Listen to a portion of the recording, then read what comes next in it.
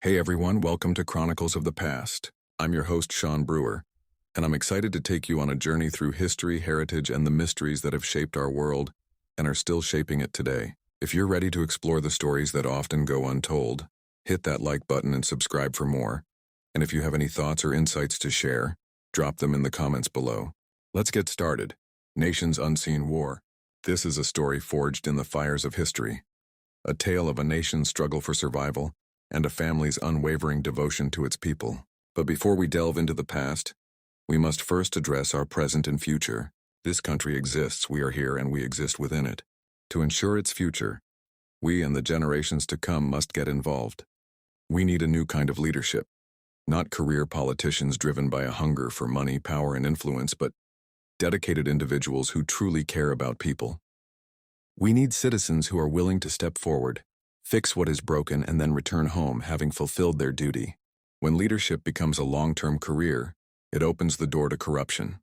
Those who seek office for personal gain are vulnerable to manipulation, blackmail, and external control, allowing them to be pulled like puppets. Our system needs real people who are motivated by a genuine desire to serve, not by the promise of status or wealth. The path to a better country begins with active participation, stepping up to solve problems and then going home, leaving a legacy of service rather than a trail of self-interest. Before we begin the main narrative, it's crucial to understand a key nuance of this story.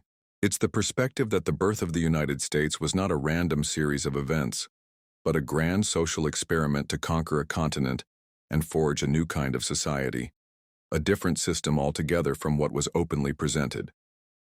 The very people behind this plan, the upper echelons who were creating a new nation and the ones who were already in power in the old world, were often united by a secret bond.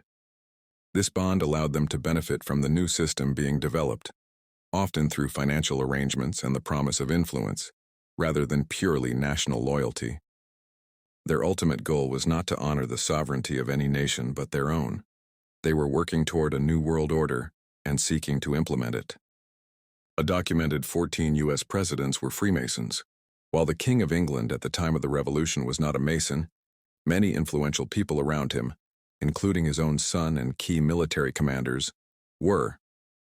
At the same time, this secret fraternity was also deeply rooted in France. Influential figures like the Marquis de Lafayette were actively involved, and their support for the American cause and willingness to cede territory was a strategic move within the grand experiment, as they would be part of this new system and benefit from its future financial power. The ideals of liberty, brotherhood, and enlightenment promoted within French Masonic lodges were a significant part of the lead-up to their own revolution and had a powerful influence on American supporters. Some of the most powerful people in the world, the banking families, were also part of this fraternity. This includes key figures in the Rothschild family, who were known Freemasons. This suggests that the same secretive forces, united by a shared brotherhood, were involved in both the old world and the new.